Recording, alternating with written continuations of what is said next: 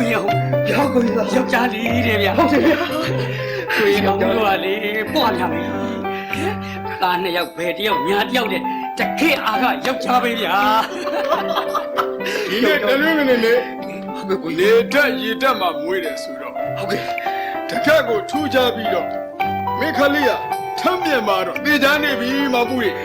ကဲတော့ယောက်ျားလေးတော့ယောက်ျားတော်ရမှုချာဒီမှာယောက်ျားလေးတော့ဝေတော့တနည်းနည်းလေးမှမွေးတယ်လေကျောက်ရဲ့သားလေးကိုဘွားတစ်ချောင်းလို့အောင်မြောင်လို့ဗျာဟောအောင်လို့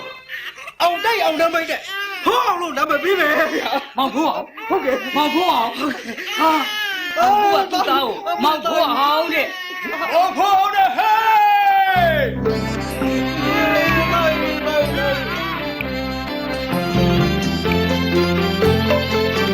ဆရာတော်ကြီးရှိလာတဲ့ထင်တယ်ဟုတ်တယ်ကိုရေတောင်းကြီးကျုပ်တို့သားလေးအတွက်ဆရာတော်ကြီးရှိလာပြီးတော့ဇာတာပွဲတာဗျာဆရာတော်ကြီးကပြောလိုက်သေးတဲ့ကိုရင်တောင်းရေဘာပြောလိုက်ပြီကျတို့သားလေးဖိုးအောင်ပါလေစပူးတလူမအများနဲ့မတူအောင်ထုမဲ့သားတဲ့ဟာကြားရတဲ့စကားမင်္ဂလာရှိလိုက်တာဗျာဟုတ်တယ်ကိုရေတောင်းကြီးကိုရင်တောင်းပြောသလိုမင်္ဂလာရှိတဲ့သားထူးသားမြတ်ကြီးဖြစ်အောင်ပြုစုကြိုးထောင်ပြီးဖို့ကျုပ်တို့မိဘနှစ်ပါးလုံးမှာတာဝန်ရှိတယ်မလားဟုတ်တာပေါ့ဗျာတာလူလေးမဟုတ်လူလေးကိုအဘတို့ရှင်းမြင့်ဆရာတော်ကြီးရှိပို့ပေးမယ်ကွကိုရောက်ရင်လူလေးကဆရာတော်ကြီးစကားကိုနားထောင်ရမယ်နော်ကျုပ်သားကလိမ္မာပါတယ်ကိုရင်ရဲ့အရင်ကျော်ဟေးကြည်စမ်းပါဦးကျုပ်သားကိုရင်လေးကကြက်တီရှိရကြတော့ဟုတ်ပါအရင်တော့လေကိုရင်လေးကိုကြည့်လို့ကိုဘွားမောင်ပူနဲ့မဲမင်းတို့သားလေးမောင်ဖို့အောင်လေးတကယ်တော့တဲ့ခလေးပဲကွယ်တော်မှာပေါ့တော့ကျုပ်ကိုယ်တိုင်မွေးပေးထားတာလေအောင်မလေးမဲတုတ်ရဲ့နော်ကျုပ်မွေးထားတယ်ကျုပ်မွေးပေးထားတယ်ဆိုဂုံဖော်လေးစရာမလိုပါဘူးသူကိုလိုက်ကိုကပါရမီထူးတာခလေးဘွားတွေကကြည်လင်ပန်းရှင်အပြည့်ကင်းစင်တဲ့ရုပ်ကလေးနဲ့မွေးလာတာတော့ဒါရီပဲကပါအရွယ်ရောက်လာပြန်တော့လေင်းရစ်တဲ့အသွင်နဲ့စရဏလူတွေလှုပ်လာလိုက်တာခလေးနဲ့မလိုက်ပါအောလောက်ပါဒါဝါရီအပေါ်လဲကျင်နာတနာတဲ့စိတ်ရှိတယ်မြတ်တာတရားလဲတော်တော်ပြည့်တယ်ခလေးအခုချိန်နဲ့ကအရွယ်နဲ့မလိုက်အောင်ဒါနသီလဘာဝနာတရားတွေနဲ့ကုသိုလ်ကောင်းမှုပြုလုပ်နေတဲ့ခလေးတရားဆိုတော့နောက်တစ်ချိန်မှာထူးချွန်ထက်မြက်တဲ့လူတစ်ယောက်ဖြစ်လာလိမ့်မယ်ထင်တယ်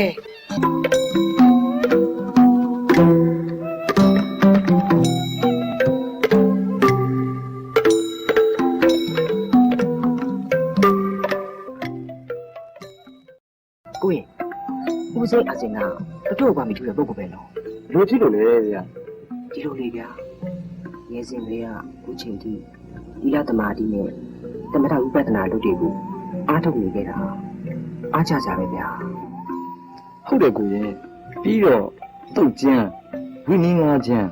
အဘိဓမ္မာခုနှစ်ကျန်းတို့ရဟန်းဘုရားသုံးပါးတွေကတင်ရွတ်ကျွတ်ပလင်းပေါက်အာကုံဆောင်နေရတယ်လို့သိရတယ်ဗျာတကယ်ကိုပါဠိထူတဲ့ပုဂ္ဂိုလ်ပဲနော်သူတော်ကောင်းလုပ်တွေကိုကျင့်ကြံပွားများအားထုတ်နေတဲ့ပုဂ္ဂိုလ်ဆိုတော့သူတို့ကပါဠိဖြစ်ရမှာပေါ့ဟုတ်တာပေါ့ဗျာသီလသမာဓိပညာဆိုတဲ့သာသနာတော်၃ရက်ထုံးလင်းတောက်ပါစေဟိုကကျုပ်တို့ဗုဒ္ဓဘာသာကိုဝင်နေတာဝန်နေပဲမဟုတ်ပြီကြာ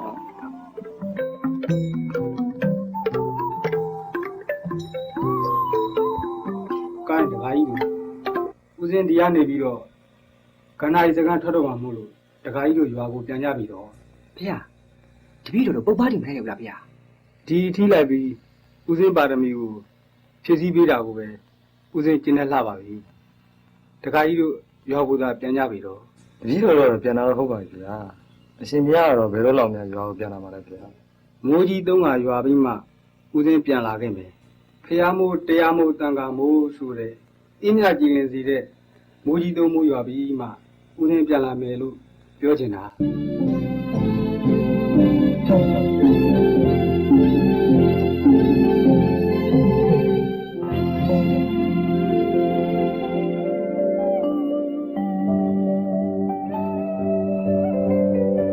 ငါရဲ့ရည်ရွယ်ရင်းစိတ်ဆန္ဒအတိုင်းဝိဇ္ဇာအချင်းစကံ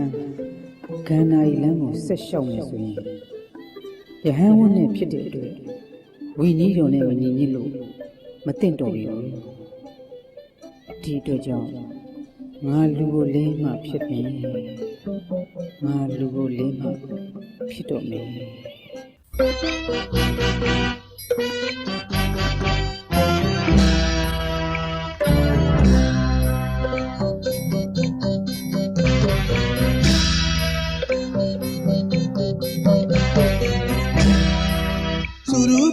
ပါရမီရှင်တပေါင်းအဆောင်အောင်မင်းအောင်ဗုဒ္ဓသာရဏရောင်ဝလင်းမှုဒုက္ခကရဝအမောကနာရှင်မှုမူအမားတွေကွယ်လွတ်ဖို့လူသားမြစ်ကဲချုပ်ဖို့လောကရဲ့ကိုဝင်ရန်ဆုံးသွားဘဝပေါင်းများစွာသွေပြောင်းလို့၍ရုပ်ကိုမသုံးနိုင်ကိုသုံးလို့ကရဝကျိုးဆောင်ပရိမစာချီအင်းဝမင်းအောင်ပုပ္ပါမင်းအောင်မြတ်တာကွယ်ဆောင်ဓမ္မစီမင်းအောင်တရားမင်းအောင်ဝဲလူတွေနဲ့ကြော်တေးရအောင်လေးအောင်ခေါင်လေးကဝိဇ္ဇာရင်ခေါင်ငါချုပ်တဲ့သူရူပန်တပေါင်းအုပ်ရှောင်းဟေးအောင်မင်းအောင်အောင်မင်း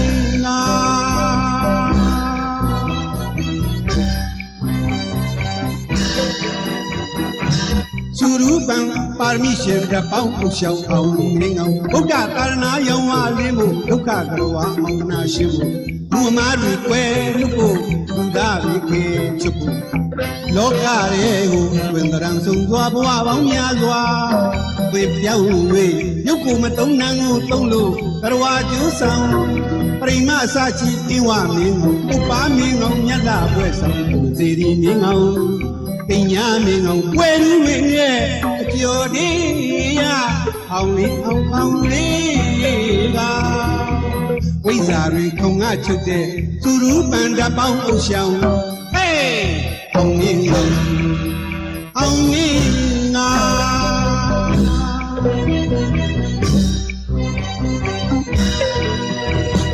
ဒီရှင်မာတပေါင်းလာခေါင်ပြဘူရောအောင်မင်းအောင်ပိဋိသုံးပါးကုန်ရင်မြင်ပြဘူရောအောင်မင်းအောင်ပုပ္ပတောင်မြတ်တောင်ကလမှာလဲကျင်းလူကိုနဝင်းဆောင်ပိဋိရှင်မာတပေါင်းလာခေါင်ပြဘူရောအောင်မင်းအောင်ပိဋိသုံးပါးကုန်ရင်မြင်ပြဘူရောအောင်မင်းအောင်ပုပ္ပတောင်မြတ်တောင်ကလမှာလဲကျင်းလူကိုနဝင်းဆောင်ဝိတ္တရုံလင်းကောင်စွမ်းပြလို့တာရဏကျိုးစား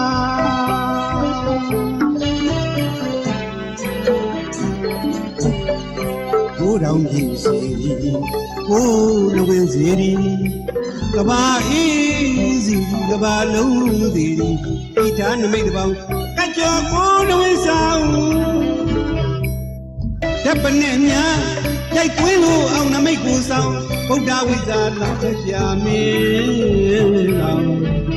ကရောဟာတွေမပူကြနဲ့ပူမမဲ့ဝိဇ္ဇာအောင်ကြီးငါ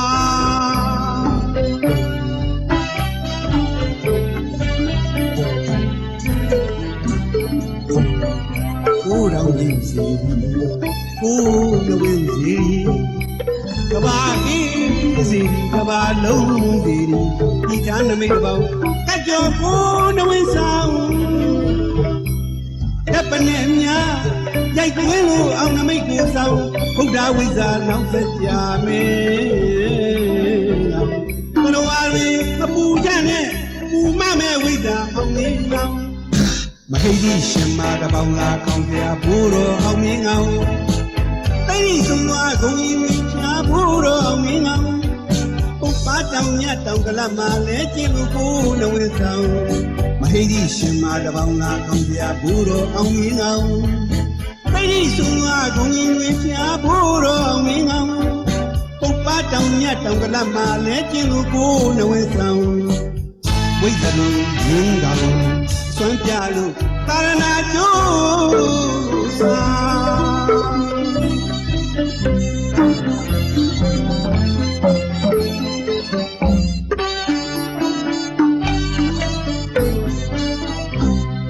ကောင်းမြတ်ပါသောတမန်ဒိဋ္ဌိအချင်းစံအောင် အမတန်စီပြန်ဖယားလန်းကိုမြန်လို့ပုံဆောင်ဝိဇာသိပ်ပါဝိဇာမရနဲ့ဩပြည်သူမာတဲ့ဖေးစရာဝိဇာအောင်နေငောင်းတော်ထွက်တော်ဝင်တောင်စင်းတောင်တဲ့ရွာဝင်တရွာမနဲ့လောကအကျိုးဆောင်ကာရဏအကျိုးဆောင်အောင်မင်းငောင်းဟေးအောင်မင်းငောင်းဖယားလေးရဲ့ငယ်ကိုယ်တော်ကြည့်တယ်ငယ်သာငယ်ကျဲစဲနဲ့ဖယားတကောဒီ30ခုအောင်ဦးရအများသူလာတဲ့ဖယားတွေတဲကသာနာကျိုးဆောင်စုစုကံပါရမီရှင်ကြီးအောင်မင်းလုံးထုတ်ပတ္တိကိုအယုတ်ပြဟွန်တင်သာရဏပြုတဲ့ရှာရိုက်တာရာသာအောင်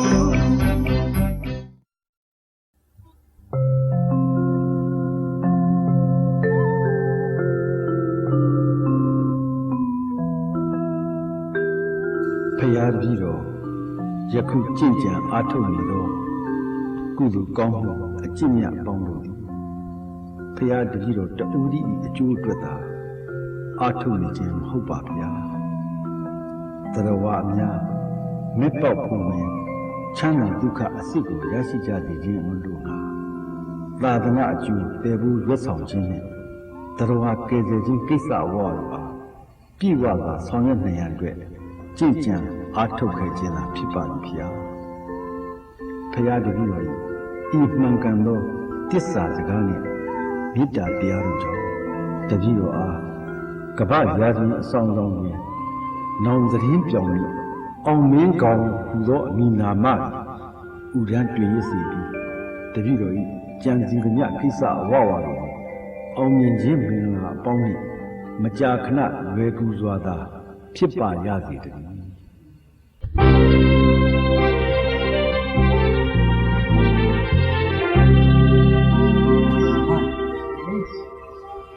ပုပ္ပန်းနေတဲ့မှာမင်းမင်းကောင်ဆိုတဲ့ပုဂ္ဂိုလ်တစ်ယောက်ပေါ်နေတယ်တဲ့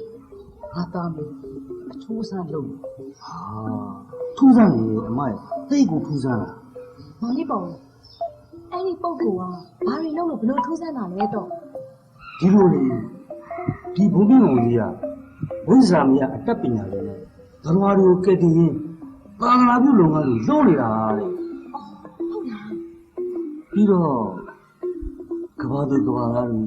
ဘေးဆိုးရန်ဆိုးကဆူးတွေကလုံးဝနေအောင်9000ပြည့်စည်တွေကိုတည်ထားဖို့ပဲကိုကျင်ညာစတန်းတွေထုတ်ပြီးနှိုးဆောင်နေတဲ့ပုံကိုကြီးတဲ့သူတော်စင်သူတော်မြတ်ကြီး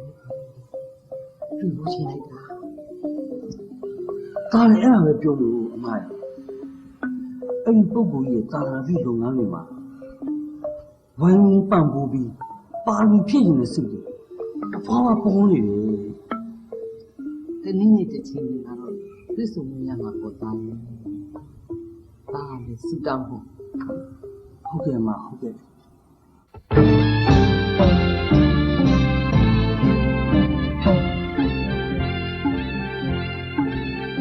ဒီကျိုးစီပေါငယ်ချက်မိစ္ဆာတွေလက်အောက်ကိုရောက်ခဲ့ရတယ်။ငါတို့မိမာဒီတွေသာသနာတော်မညှိုးမိန်ကိုအရင်မျှော်လို့ဘာသာသာသနာရေးနဲ့လူစကားတွေရဲ့အရေးကိုကဲတင်ဆောင်မဖို့ပဲငါတောင်းယူခဲ့တယ်အဲ့ဒီတာဝန်ယူပြီးဆောင်ရွက်ရမယ်ခုနှစ်ရက်သားသမီးများရဲ့ကုညီမှုတွေလိုအပ်တယ်ငါတယောက်တည်းဆုံးဆောင်မပြီးနိုင်ဘူးဒီအတွက်ကြောင့်ငါနဲ့တူလိုက်ပါရင်ပါရမီဖြည့်ဆည်းနိုင်တဲ့ပဋ္ဌာန်းဆက်ပါရမီရှင်ကိုကြည်အောင်ပါမယ်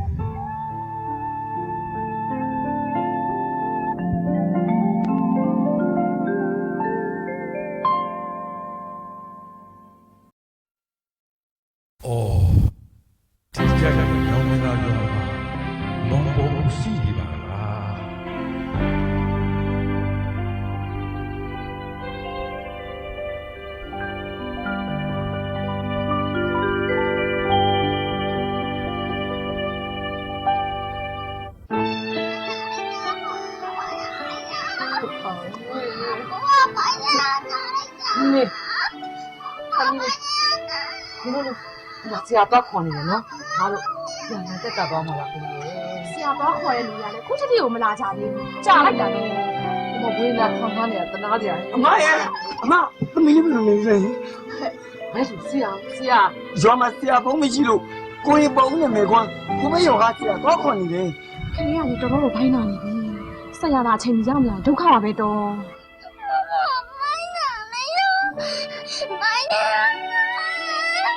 ကောင်းကောင်းမဆရာလန်ကြီးကိုပြောကောင်းကောင်းငါမင်းကြီးကလည်းတက်တာနေတယ်ဘယ်ကွမ်းတော့ချာလိုက်တာဗျာဟုတ်ပါဘူးတဲ့သမီးပြောက်သွားမှာပါ သားတို့သမီးတို့အဖကြီးလေးတစ်ပေါက်တော့ပြရပြီကွယ် အရေးတယ်ခလေးနေမကောင်းလို့သိရှောက်နေရတယ်ကြားတယ်သွားသားဗျာ ခလေးလေးမကောင်းဘူး ဟုတ်ကဲ့ပါ ခလေးကိုအဖကြီးပြရပြီ ခမကြီးကဘာတတ်နိုင်မှာလဲကိုလန်းကိုသွားသားဗျာ တတ်နိုင်ပါလေကွယ်အဖကိုခဏလေးသာကြည့်ဖို့ပြပါ လက်တို့တော်စမ်းဒီလူကြီးကိုဘယ်လိုပြောဆိုလဲကြည့်ပါပါရဲ့ဒီမှာနေကြည့်ပါဘာတူလို့ကြည့်ကြည့်မလေးဟုတ်ကဲ့ကောင်းတော့ကြောက်မယ်ကြောက်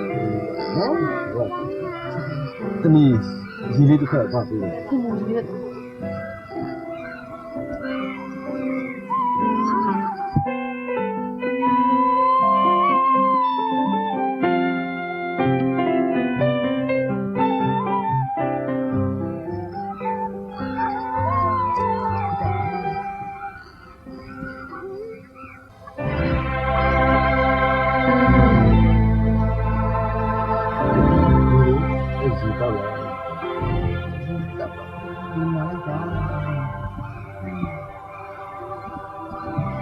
တောင်းတော့ကြရင်သမီးလေးရောကပျောက်သွားမှာပါ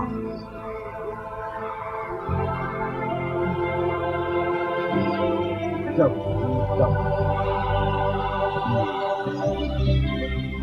ဒီဟာ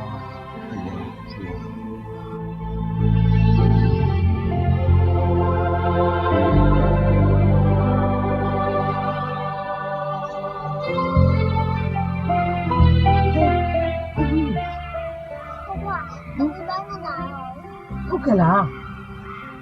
သမီးဖက်နေတာတော့ပြင်းဘူးဟုတ်ပါ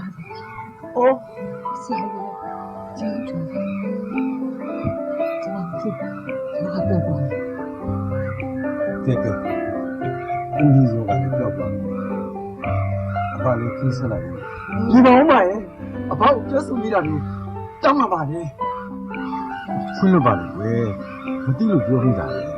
သမီးလေးအတွက်ကျေးဇူးတင်လို့အဖေကျေးဇူးကိုဆက်ပြစီအဖေ ဟုတ်ပါတယ်ခါလေသမီးတို့စီမှာနာနာနေနေပြီးမှသွားပါ နောက်ညမှသိကြသေးတာပေါ့ကဲအခုအပါသွားမယ် ဟုတ်ကဲ့ဘာအဖနာမည်သိခွင့်ရှိရင်သိပြရစီ အဖနာမည်ကအောင်မင်းခေါင်ကြီးလို့ပြော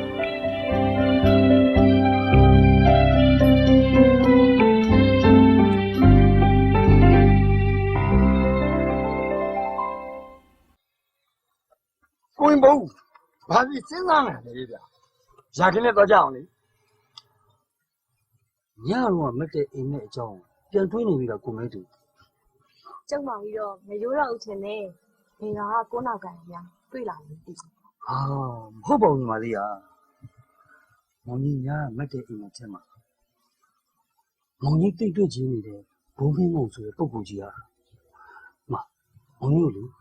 သူနဲ့အတူလိုက်ဖို့လာကောင်းနေလို့ပါ ဟင်ဘုံမင်းကောင်ဟုတ်လား ဟုတ်တယ် ဟို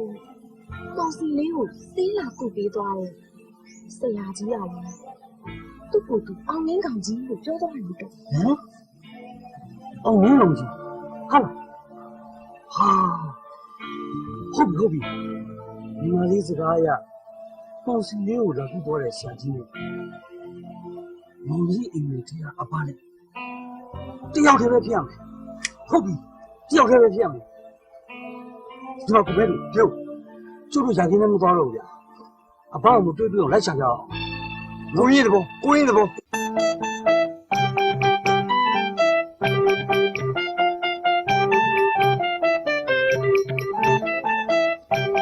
ဘာသားလေးတောင်ရောက်လာကြပြီ ခင်ဗျာ ကျွန်တော်တို့ကအဖအသိနေတယ် ဟုတ်ပါဟုတ်ပါ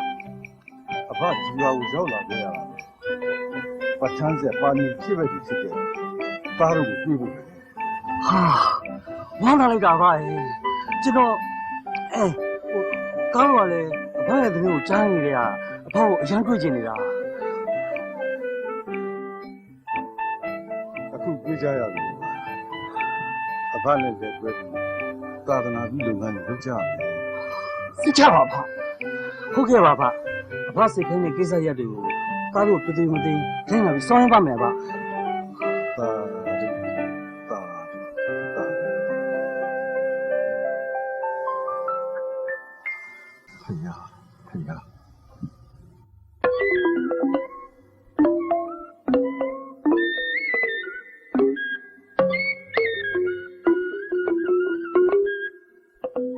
ဖျားလေးငယ်ငယ်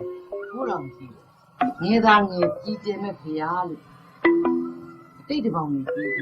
ဘိုးတော်ကြီးကြီးကြည်ထားပို့တယ်ဖေးကြကြမှာလေဖေး ဒီလိုအမရဲ့ကိုယ်တော်မြည်စီကနေဒီစားကိုယ်ရရတယ်ကျိုးရတာကတ်သုံးမကိုကျိုးလုံးပြီးတတဝါကြီးချမ်းသာဒုက္ခကိုရရှိနေလို့ဒီကမဲ့ဗျာလို့ပြင်ရပြီဒါတဘောအရဒီသားကိုယ်ပဲဘာစိတ်ခိုင်းတာ ခုဆိုရင်မြို့တိုင်းရွာတိုင်းမှာ9000ပြည်စီတွေနဲ့ဓပေါင်းစုဖျားကြီးတီထားကိုယ်ဝင်နေကြလို့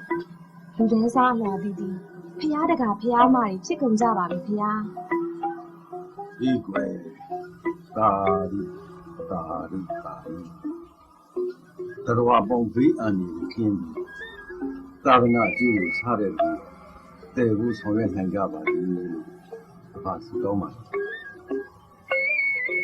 ဖေးရ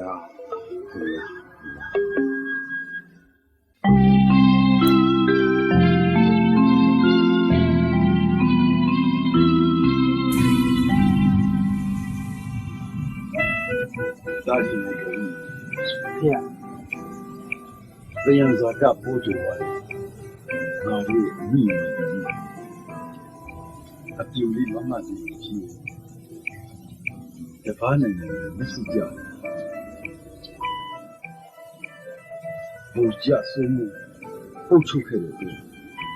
အခုဆိုရင်မိစ္ဆာကလပ်ကြီးရဲ့လက်အောက်ကြောက်ခဲ့ရပြီကွာ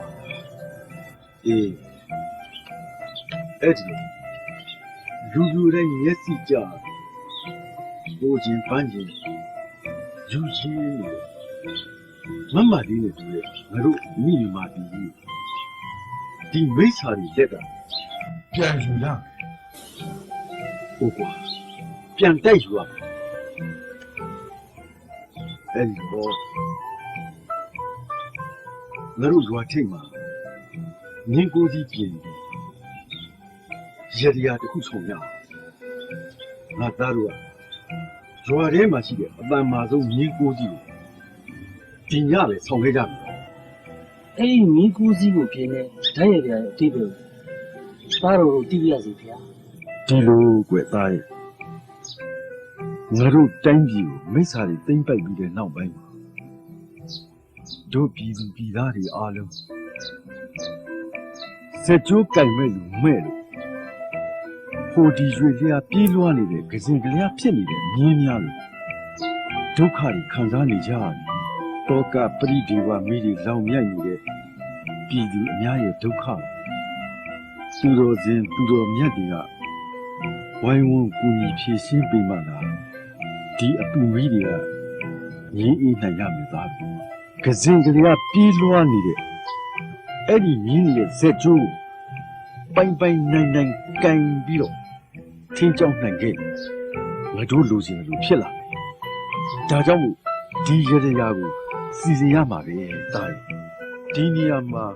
လောက်ဝင်ရင်ဘန်းတော်စိုက်အောင်ဆိုတဲ့စာပိုက်အရာ နေနဲ့တူတဲ့အာနစက်တိမ်မြုပ်သွားတဲ့အခါ လက်နဲ့တူတဲ့ဓမ္မစက်နဲ့တိုက်ပွဲဝင်ရမှာဖြစ်လို့တီဘောရာစာပါရမူသွားပြီးတဲ့နောက်နေဝင်သွားတယ်လို့ တို့တွေကလက်ထွက်လာတယ်လို့ ဓမ္မစက်နဲ့ခုတိုက်ခိုက်သွားရမှာသာဖြစ်တယ်လက်ထွက်ကမြင့်မော်တင်ဆိုတဲ့စာပိုက်အရာ အမျိုးဘာသာသာသနာကိုပြန်လေထွန်းတော့လာအောင် မြင်းမော်တင်းဆိုတဲ့စကားအရာအထွတ်ထိပ်ရောက်အောင်စွမ်းဆောင်ရမှာဖြစ်လို့ ဇဝင်မန်းတောင်ဆိုင်အောင်ဆိုတယ်လို့ဓမ္မစက်နဲ့တိုက်ခိုက်အောင်မြင်ပြီး ကိုမင်းကိုချင်းကိုထီးကိုနံကိုကျန်ကန်းနဲ့ပြန်လဲဥမော်လာနိုင်အောင်တနည်းပြောရရင်အာနဇက်ပြန်လဲပေါ်ထွက်လာအောင်ပြုလုပ်တဲ့ရရပဲဖြစ်တယ်ငါသားတို့ အဲ့ဒီသဘောကလဝင်နေထွက်တဲ့သဘောပေါ့ အဲ့ဒီလိုနေထွက်လာပြီဆိုရင်တို့မန်းနေပြီးတော့ကြီးပြန်လဲထွန်းတောက်စီကားလာမှာဖြစ်တယ်ဒါကြောင့်လေမန်းတောင်ဆိုင်အောင်လို့ဆိုထားတာကွကဲဒါဆိုသဘောပေါက်ကြရောပေါ့ ကဲသားတို့နားလိုက်ကြအောင်ညနဲ့လို့လထွက်တာနဲ့မြင်းကိုစီးပြင်းတဲ့ဓာတ်ပနဲ့ကိုစိုက်ကြမယ်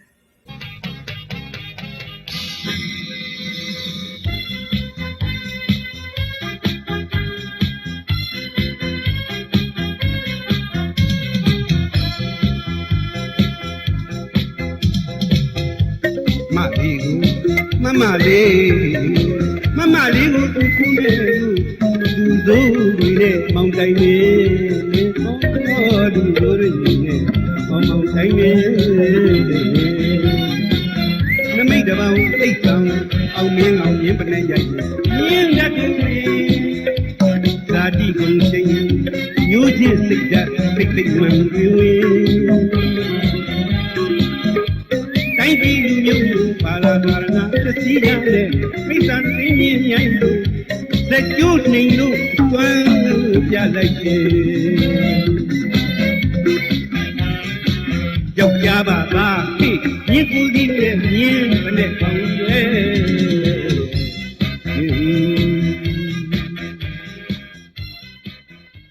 ခုတလောရွာထဲမှာညဘက်မြင်းတွေပျောက်နေတယ် ဟုတ်တယ်တော့ဒါပေမဲ့နည်းနည်းလင်းလာနဲ့စောင်းလေးကိုမြင်းနေပြန်ရောက်နေရင်ရော ဟုတ်တယ်ဗျဟုတ်တယ်တော်တော်ထူးတယ်တခုခုပဲဗျထူးတာမထူးတာအပါတာဒီကိစ္စကိုသိရအောင်ကျုပ်တို့ရပဲစောင့်ကြည့်ကြရအောင်မယ်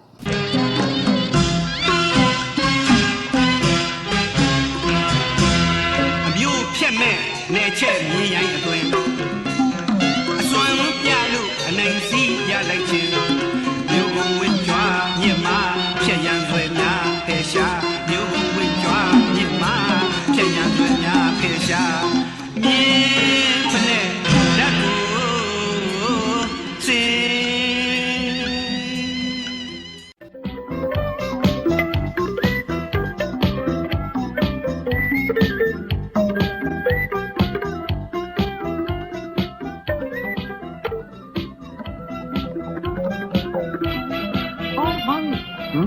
ရွာထဲမှာမြင်းကြောက်တဲ့ကိစ္စနဲ့ပတ်သက်ပြီးပုံမြင်ဖြစ်နေကြတယ်နော်တတိလည်းထားကြအောင်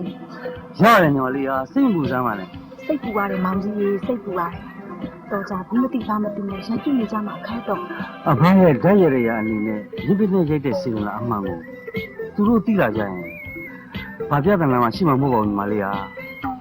အဲ့ဒီတိုင်းဖြစ်လာပါစေလို့ညီမလေးတို့ဝိုင်းစုတောင်းနေပါတယ်မောင်ကြီးရေ တကယ်ညီမလေးဘာစီတော့အမတို့စောင့်နေကြပါမယ် ဟုတ်ကဲ့ပါ မြန်မြန်လေးသွားလိုက်ကြအောင်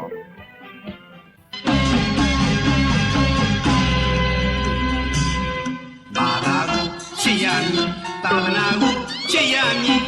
မျိုးချစ်စိတ်မွေးရမည်တိုင်းရင်သာတွေ့စီမြတ်မာပြည်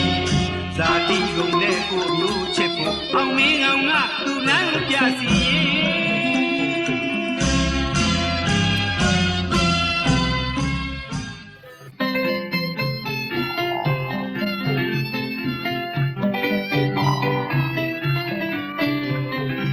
တော့အဲ့ဒီနဲ့ကြတာကလက်ဒီကလက်မောနဲ့ဒုက္ခပါပဲဟုတ်ဘူးလေအားလည်းဟာဘာလေးရလို့မလဲထပြန်ပါဦး မဲရနော်ထငါ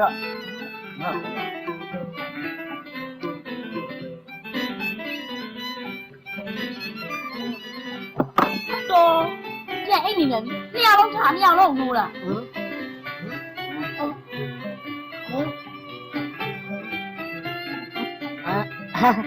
နင်းနေပါလားငါတို့ မြင်းလေးစောင့်ရှာ ငါတို့မြင်းနေစောင့်လာပြီနော် မြင်းနေစောင့်နေကြောပြီးတော်တော့အိတ်ကြီးဇောင်းထဲမှာမြင်းနေတကားမှမရှိတော့ဘူး ဟမ်ဒါဒီချင်းရောက်လာရင်မြင်းနေတကောမှရှိတော့မယ်ဘုံမှန်းသိလို့စိတ်ချလက်ချ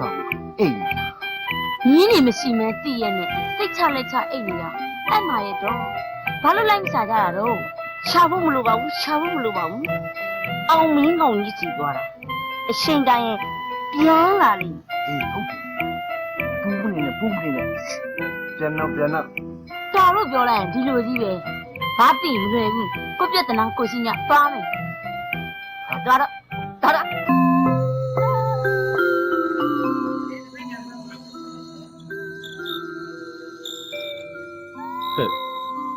သားတို့ရေးကြီးတုတ်ပြနေပါလားဘယ်လိုအကြောင်းများရှိလို့လဲကွ ဒီလိုပါပါအဖစီမကောဖြစ်မှာဆိုလို့တော့မပြောလို့နေတာပါပဲ ခုတော့မပြောမဖြစ်ပြောရတော့ဘာရှိဘူးဒါကြီးရဲ့ဒီလေလေမပြောမပြီးမတီးမနီးဆိုတဲ့စကားရှိရမှာဟာအဘကြီးအောင်ငါဘာလို့ပြောစီဗျာ ဒီလိုပါပါအဖဆိုရဲ့ခံရတယ်ဒီလိုဦးစီပြန်လည်တည်ထားတဲ့တာဝန်ကိုပြသရတယ်မှာစေမအမှန်ကိုနားလေသဘောပေါက်တယ်အချို့သောသူတွေနှုတ်ဆက်ခြင်းကိုခံနေရပါတယ်အဲ့ဒါဘာစလို့အောင်လဲဆိုတော့သိချင်လို့အဖကိုလာပြီး ဒါတွေဟာရှောင်လွဲမရတဲ့အကြောင်းတရားတွေပဲဒီသားတို့အနေနဲ့ခန္တီပါဠိကိုပြည့်အောင်ဖြည့်ကြ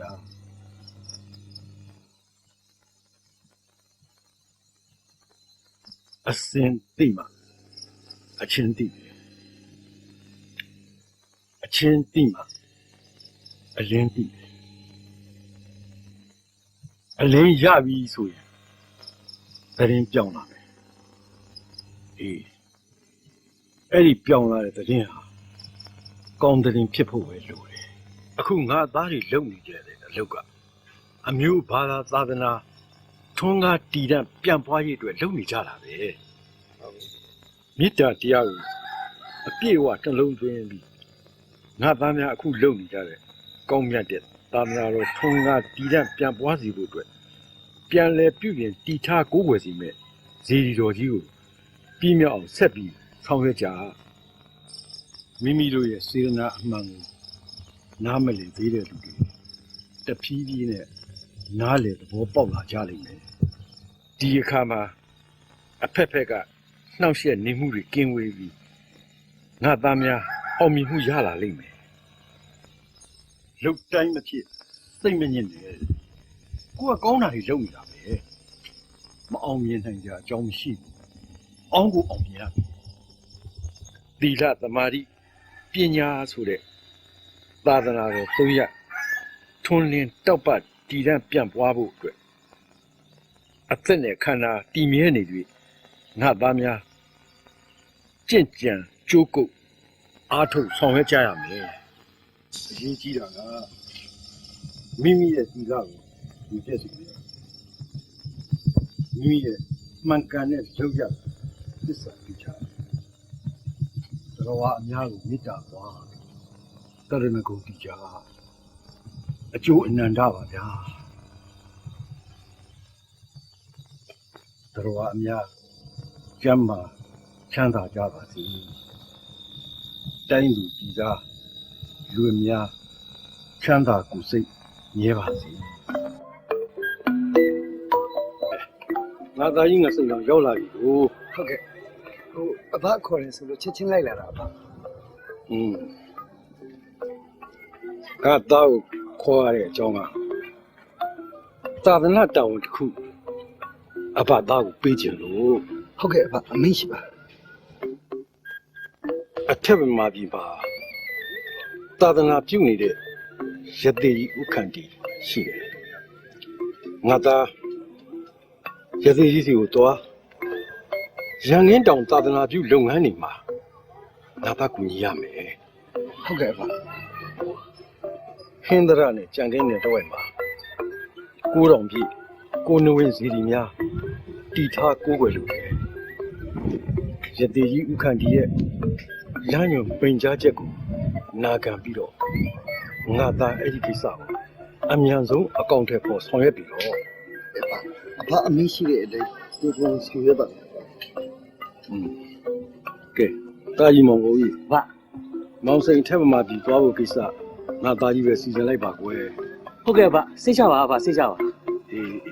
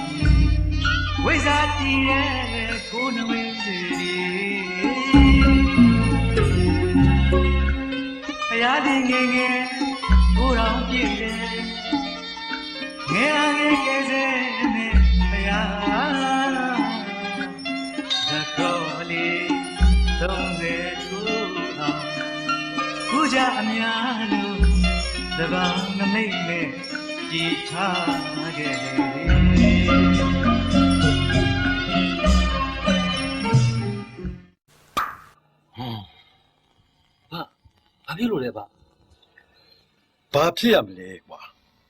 ငါတို့မြန်မာနိုင်ငံဟောဒီဟန်တာဝတီနေပြည်တော်မှာရွှေထီးရွှေနန်းရွှေကျင်ကန်းနဲ့ရွှေစေတီတွေထွန်းကားခဲ့တာကွမင်းတို့ဓမ္မစေတီမင်းကောင်ဆိုတာကြားဘူးကြရဲ့လားဟုတ်ကဲ့ကြားဘူးပါတယ်ဗျဓမ္မစေတီမင်းကြီးဟာပိဋကတ်သုံးပုံကိုအာဂုံဆောင်နိုင်တယ်သာသနာအရေးဆောင်ရွက်တဲ့နေရာမှာလဲအင်မတန်ထူးထူးခြားခြားဆောင်ရွက်နိုင်တဲ့ဘယင်မင်းမြတ်ဖြစ်တယ်840ခုနှစ်မှာနိုင်ငံတော်အတွင်းမှာရှိတဲ့ပန်းဆယ်မျိုးပညာရှင်42ဦးကိုစုစည်းပြီးတော့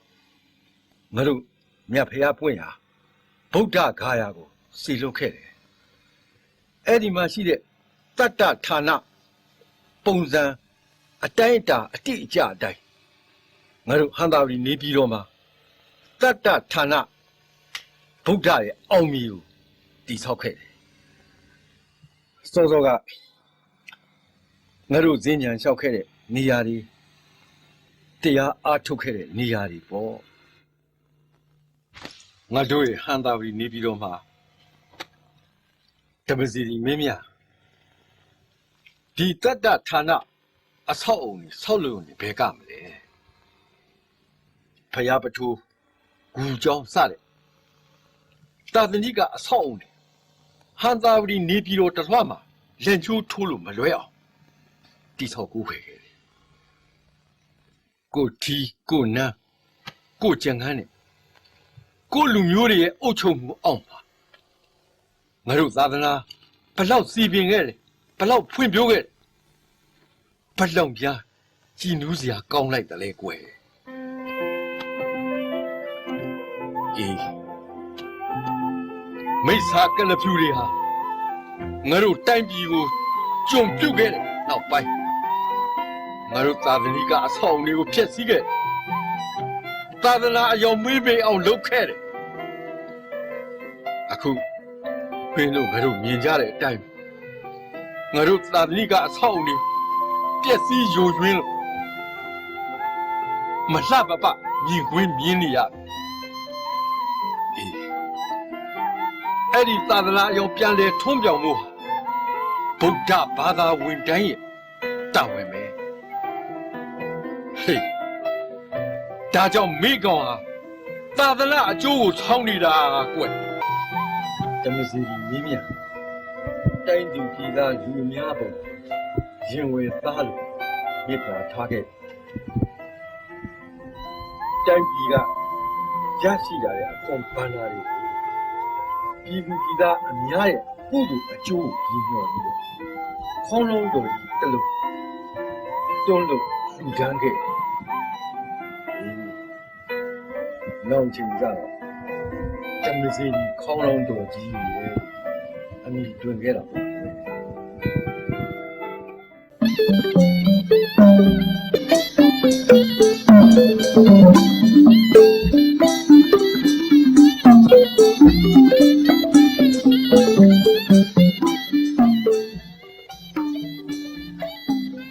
ပလင်ရှခန့်ကျန်ရွှေကြီး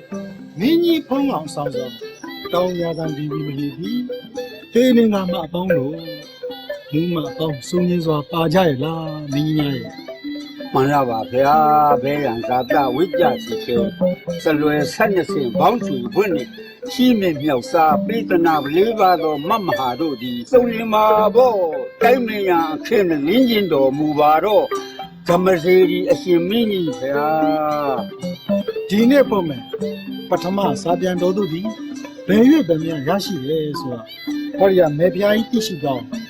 မိန်းစမ်းမအောင်မင်းများရဲ့ မှန်ရပါဗျာမဟာရဝန်စာပြန်လွန်ပရိယ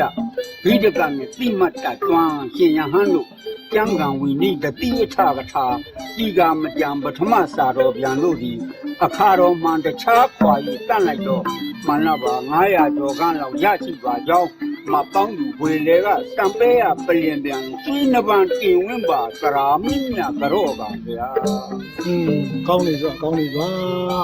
သာသနာတိုးတက်တော့ဒါကအကျိုးဆက်တွေပေါ့ဗျာ တိုက်ပြည်အုပ်ချုပ်မင်းလုပ်တဲ့ဘယင်မင်းမြတ်ကိုယ်တိုင်းကိုကသာသနာတော်အားပေးတယ်ဆိုတော့တိုက်ပြည်ကြီးသားလူအများတို့ကလည်းအားလုံးကိုဝင်းသာအားရနဲ့ရှိကြပါတော့ဗျာ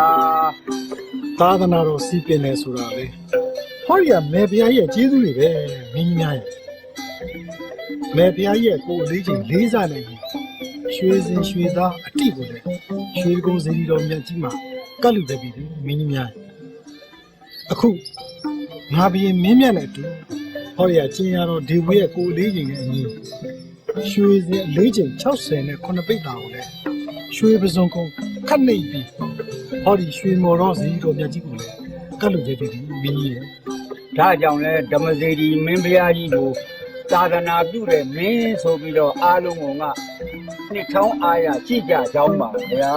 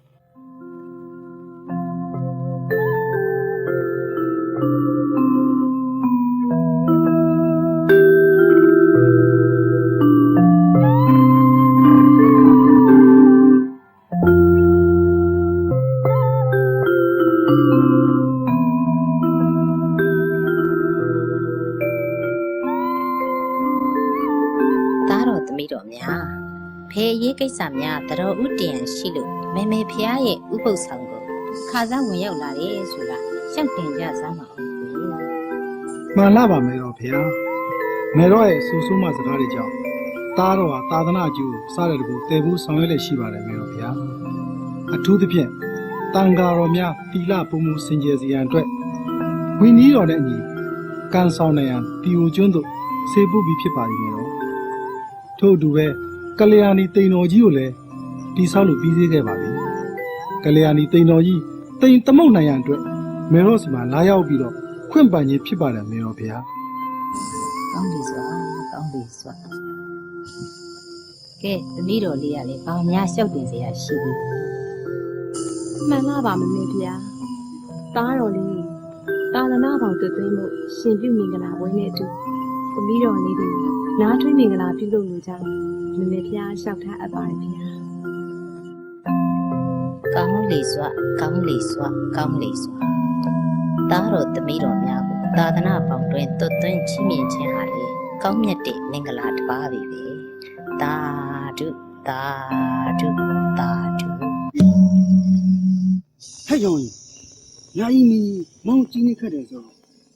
ကျွန်တော်တော့မှတန်းထွေခင်းနေဟုတ်မယ်ကျုပ်တို့တိုင်းလူစီသားတွေကညာဘက်မှာမှအိမ်တိုင်းစီလူဆောင်ကြတယ်ဆိုတော့အားလုံးကိုသိစေကြားစေခြင်းလို့ကျင်ညာမောင်ကတ်တာပဲဖြစ်မယ်လာအမင်းတော်တော့နာခံကြရအောင်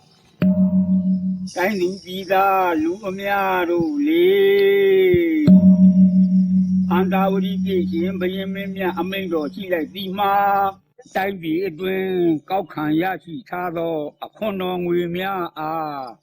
တိုင်းလူပြည်သားလူအများ၏ကုသိုလ်အဖို့ငှာဖောင်းလောင်းတော်ကြီးသွန်းလုပ်ပြီးကျွေတကုံစေရီတော်မြတ်ကြီးတွင်အလှပူတော်မူဖြစ်ပါသောကြောင့်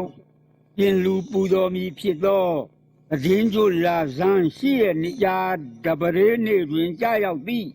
မဟာပဝါရဏနေ့တွင်လူဒံပူဇော်ရေစက်သွန်းချအမျှပေးဝေမည်ဖြစ်သောမင်္ဂလာပွဲတော်ကြီးသို့ကြွရောက်၍သာဓုအနုမောဒနာခေါ်ယူရန်အမိန့်တော်ရှိလိုက်သည်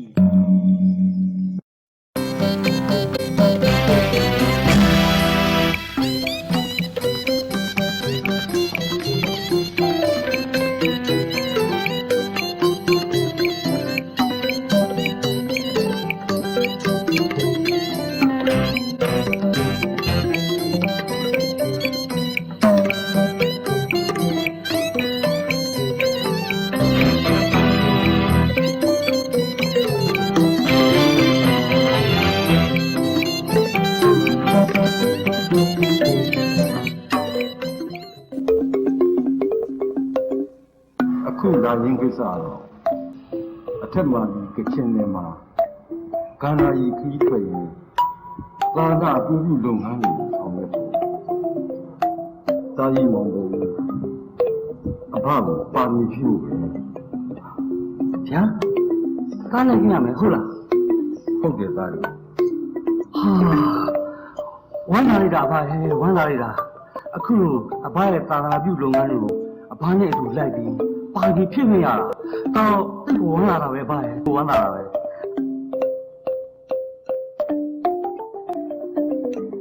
ဲ့ငါသမီးရဲ့မျက်နှာမကြည်မသာဖြစ်နေပါလားတာကြီးမောင်ကိုအဖတော့လိုက်တော့ပါဘူးမလိုလားကြဘူးနဲ့တူတယ် ဟုတ်ပါဟုတ်ပါရုပ်တရက်ကြီးတားနေခွဲရမယ်ဆိုလို့စိတ်မကောင်းဖြစ်နေတာပါ ပြီးတော့အရင်လေးကုန်းမောင်တို့သားမီးကတခြားရရနေရလေသူတို့လာမှသွားကြပါလား ဒီအကြောင်းကိုချက်နဲ့မပြောနဲ့မိသားစုစုံလုံးကြီးတွေ့ရတယ်ကိုရှိသူကသူဘယ်ရောက်ပြန်မလာခြင်းနေပလိစီအဘပါကြီးကြည့်တဲ့ကိစ္စမှာအနောက်ရှက်အဖြစ်မခံနိုင်ဘူးကိုကြီးဘုံဆိုင်တယ်တော့အဘတားလေးလက်ပြတယ်နော်လိုက်ခွင့်ပြုပါအဘရေ တိုက်လူကတိုက်နိုင်ပါလေကဲကဲမိသားစုနဲ့တန်မြင်ပြီးခရီးထွက်ဖို့စီစဉ်ရတယ်တော့ဖယားဖယားဖယား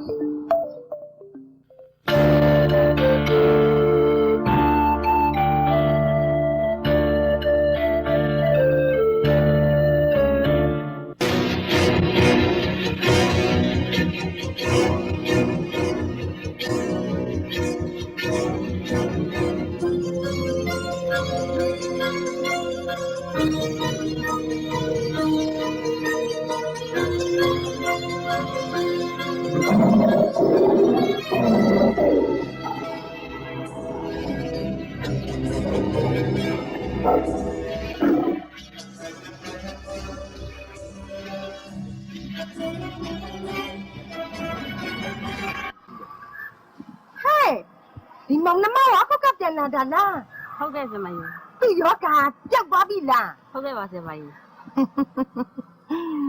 နန်းဝင်နဲ့တွေ့ရင်ဘယ်ခံနိုင်ပါမလဲပျောက်ကိုပျောက်ကမယ်ပျောက်ကိုပျောက်ကမယ် စိတ်မဆိုးပါနဲ့ဆရာမကြီးရဲ့ဆရာမကြီးလည်းကျေးဇူးတင်ပါတယ်ဒါပေမဲ့ကျုပ်ယောဂပျောက်သွားတာဆရာမကြီးကုပြီးလို့မဟုတ်ပါဘူး ဟင်ဘယ်လိုငါကြောက်မဟုတ်ဘူးဒါဆိုရင်ဘသူကြောက်ပျောက်တာလဲပြောစပ်ပြောစပ် ကျုပ်တို့မျက်စိတောင်မှရောက်နေတယ်ခမ်းမစီစီနဲ့ကြီးကုပြီးလို့ပျောက်တာပါဆရာမ ကြားပြီးနဲ့ကစားတယ်ဆိုတဲ့အဖိုးကြီးလားဟုတ်ပါတယ်ဆရာမနောက်ပြီးနင်တို့ကဘာမှလိုက်သေးလဲ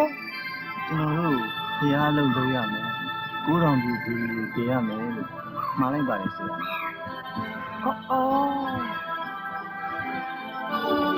ကိုကြကျုပ်တို့ရှင်မရောက်နေတဲ့ခမ်းမစီစီနဲ့ကြီးကတကယ်ကိုဆွဲနေဆိုပေးတော်ရဲ့ ခမ်းမစီစီနဲ့ဟုတ်လားနေနဲ့နှဟောနေတဲ့ဟာသူကနင်းနဲ့ပူဆွနေလို့လား ဟုတ်တော်သူကတကယ်နဲ့ကြီးရှင် ကဲဒီလိုဆိုလည်းပြောစမ်း အဲ့ဒီနဲ့ကြီးရောက်လာတဲ့နေ့မှာပဲထင်ခုတ်သွားတဲ့လူတွေကပင်ပန်းပန်းခုန်နေတော့အဲ့ဒီနဲ့ကြီးကတစ်ပင်ကြီးတစ်ပင်ကိုသူ့လက်နဲ့ဆွဲနှုတ်လိုက်တာတွေ့လက်သေးတဲ့ ဒါရင်ပဲလားတော့ဘာဖြစ်သေးလဲ ရှင်လူတစ်ကြောက်ရတဲ့ကြားကြီးတွေနဲ့လေတရင်တနည်းစော့ကစားနေတာကိုတွေ့ရတယ်တဲ့လီ ဟုတ်ပြီတို့ကိုးဝင်နေတဲ့နတ်ကြီးကိုအောင်ပြထားပဲဖြစ်ရမယ် နောက်ပြီးပြောချသေးတယ်အဲ့ဒီနဲ့ကြီးရှိသွားပြီးလူရစုကိုတောင်းရင်ကြည့်တယ်တဲ့ ဒါဆိုရင်တို့လည်းအဲ့ဒီနတ်ကြီးရှိသွားပြီတို့ကျင်နာတွေရအောင်တော်နိုင်ကောင်းမယ် ဒါကြီးဆရာဒီမှာချင်းလည်းများမြောက်လာတယ်မှန်ပါဗျတို့မြောက်သူတို့ရဲ့နတ်ဖျားကြီးလို့ထင်နေကြတယ်သူတို့အယူမှားနေတယ်ဖြည်းဖြည်းချင်းပြုပြင်သွားကြမှာဟုတ်ကွယ် မှန်ပါဗျာအယူတော်ကလွဲမှားနေတဲ့သူတွေတိတ်တိတ်စီးရမယ်ဆိုတာဒါကိုနားလည်ထားပါ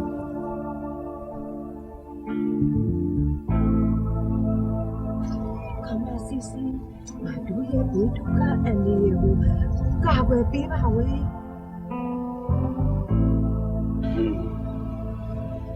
လက်သမီးနန်းဦးကဒီနေ့ကြောမှာအထီးပြနတ်ဆရာကြီးလေ ဒုက္ခညစီရဆိုပြီးလေအစီတိရတာဒီကမစီစီအစီဒါကြောင့်မတို့ကိုဆောင်ရှောက်ပါ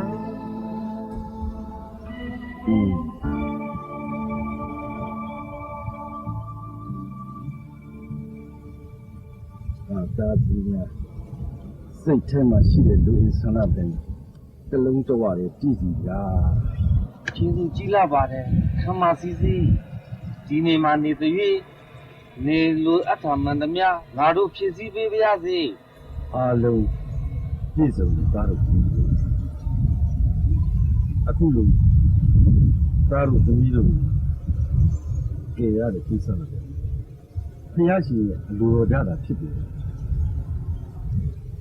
ဒီတော့သားတို့သမီးတို့လည်းဖျားရှင်ရဲ့အလိုတော်တိုင်းငါတို့ညွန်ပြတယ်လိုက်နာကြင်ကြံဆောင်ရွက်ကြပြီတော့ ဟုတ်ပါဘူး